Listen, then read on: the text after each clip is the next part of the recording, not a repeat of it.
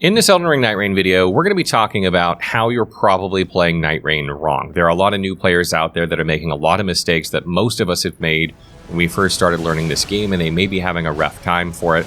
But there's a point where this game clicks for you when you get far enough into the game, and this is one of the reasons that we gave it such a review score on the channel. Once this game really clicked, that's when the fun starts happening in this game, and you have to play enough to really get to that point and really understand some of the mechanics of that. So in this video, we're going to go through some things that'll further help you get through your playthrough and kind of illustrate some things that might show you how you're doing things incorrectly. So the first thing we're going to talk about before we get into a run itself is party composition. Party composition can help make or break your success in this game. You can absolutely clear the game with any combination of characters, so I don't want you to think that you can't. But one of the things that can be kind of difficult is like if you have all melee characters or all ranged characters at the beginning, because an AoE badly timed can wipe out your entire melee group. Or if you have all ranged characters, the extremely difficult bosses in this game can be bouncing around from target to target, making it very difficult for your team to range something down, whereas if you had a melee character in there that was glued to it for a while, your two ranged characters could fire into it where it's, more or less stationary because that melee character is staying alive in one position rather than running all over the map usually. And what can happen when you're playing with randoms is that they're going to pick the classes that they're going to pick, right? Like you have no control over that. So it's a good idea to learn one ranged class and one melee class. That way, if you see that they're picking two ranged characters, you can pick a melee class. Or if you see they're picking two melee characters, you can pick a ranged class and play effectively. So the first thing is try to learn one ranged and one melee class. The second thing is make sure you set up your relics for all your characters periodically in the game. That way, if you decide, oh, I have to play a different character based on the characters that these randoms are playing, then you can switch to it and you won't go like, oh crap, I forgot to set up my relics. So make sure you set up your relics on those. And the other thing is, if you're going to be playing, use the Fextra password too. This is the Fextra Life community. The players in this community have a lot more experience than the average player in these types of games.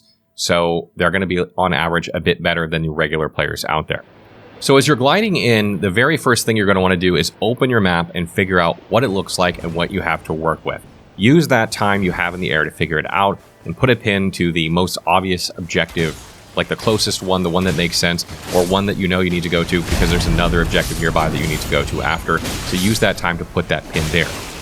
Remember that you only have about 14 minutes per day to get your things done. So you have very little time. You need to move quickly in this game. You are probably not moving quick enough. You want to use every possible second you have to plan, coordinate, to do things, and you can do that while you're gliding in. Immediately after you land, you want to find the closest nearby enemies. They're usually in front of you in a little camp, and wipe them out, and then find the nearest site of grace and get to level 2 immediately. Take the time to get to level 2. This can give you 50 to 80% more HP depending on what character you selected, and this helps your survivability immensely going into your first objective. So you have some primary objectives on day 1. Okay, the first objective that you're going to want to try and do is get to level 7 or higher. If you're a little bit lower than level 7, don't worry, you can usually make this up.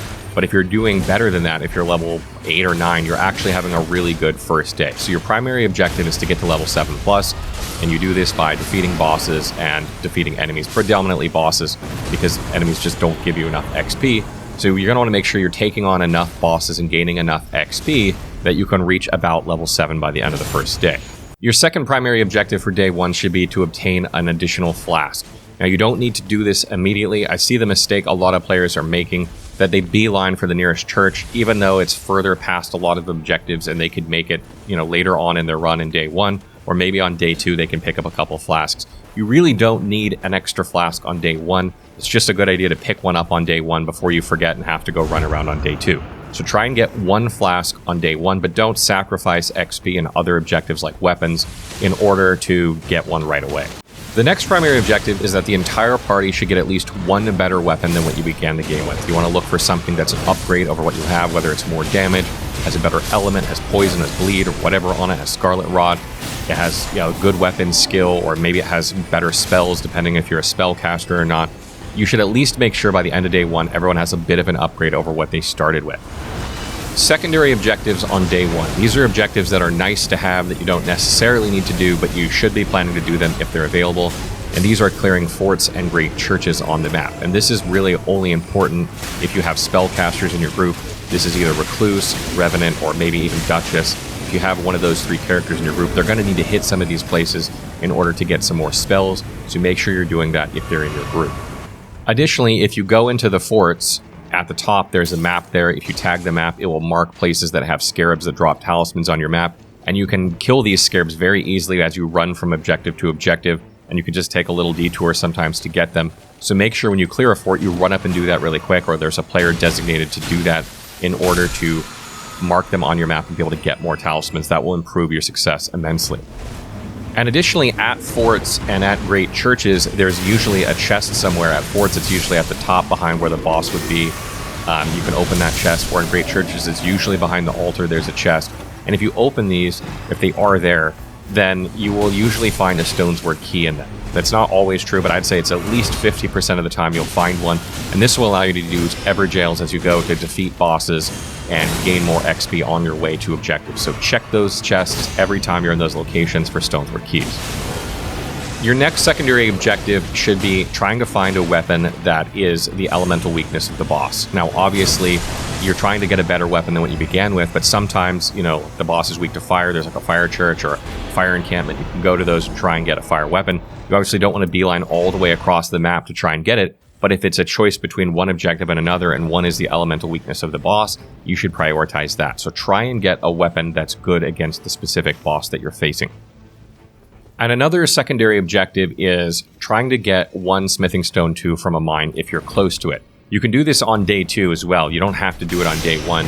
But typically, mines have very easy bosses to kill. They're very fast. You don't need to wait till day 2 to be stronger to do. And if you end up being near one in your run, just because of the way the map is laid out, definitely dart in there real quick, kill the boss, get smithing stone 2s for everyone. That way you can upgrade blue weapons to purple later on in your run, and that way you can do more damage for the boss. And the last thing to prioritize in terms of secondary objectives is getting talismans. Again, if you mark them on your map, or you can just remember their spawns, you sort of get the hang of where these spawns after enough runs.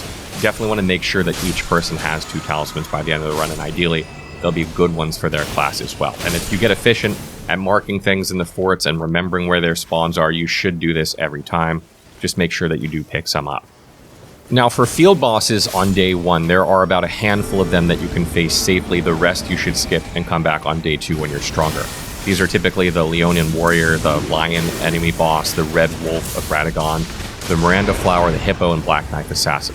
Those bosses you can typically kill easily on day 1. So if you see those, try and wipe them out if you're at least level 3 or 4. If you're lower than that, skip them, come back later.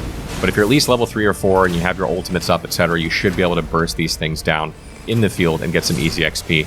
So definitely don't waste that opportunity if you can. Now, if you notice you're fighting a boss and the damage you're dealing is very, very low, even if you're not taking damage, it's going to take too much time. You're going to waste time.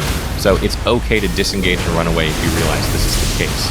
And also avoid red enemies on day 1. Enemies with red eyes, you want to avoid them for sure. So even if you see like a Leonin Warrior and you're like, oh, this is going to be easy. If you see its eyes are red, nope, back away. Go take it out on day 2. And lastly, on day 1, do Everjails if you can. Again, if you got some of those Stone's Word keys or you got them from something else and you're on your way to an objective, do the Stone's Word key and do the Everjails, because the boss's health scales the longer you are into a run. So on day 1, they're very easy to kill typically. So make sure you're doing these 2. They give a lot of the XP, and they can usually get you 1 or 2 levels very easily. So day 2 is much easier, and day 2, a lot of what you're going to be doing is going to be dictated by a couple of things. First of all, how many sub-objectives did you get done on day 1? If there are sub-objectives you can accomplish that you didn't do on day 1, like getting a smithing stone 2 from a mine, or maybe a weapon that the boss is weak to, you don't have one of those yet, those are things you might want to prioritize on day 2. Additionally, on day 2, you want to make sure that you get a second flask. So if you got one on day 1, make sure you get at least another one on day 2.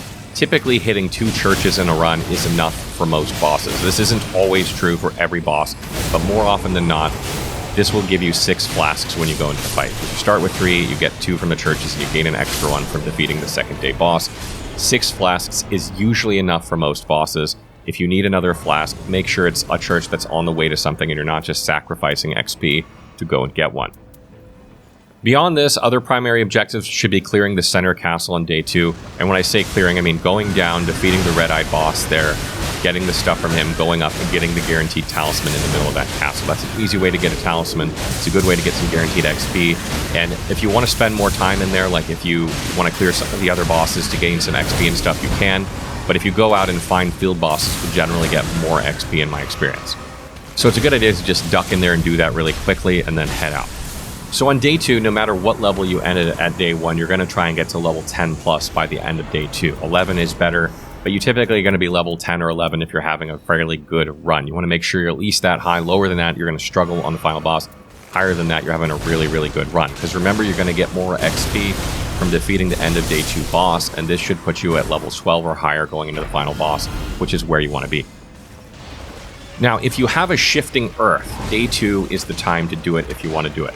The Crater event has very challenging bosses that are difficult even on day 2, so it can be very, very tough.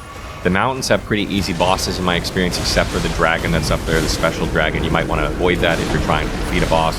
If you're trying to kill the dragon for whatever, you can go ahead and do that. But otherwise, you probably want to avoid it.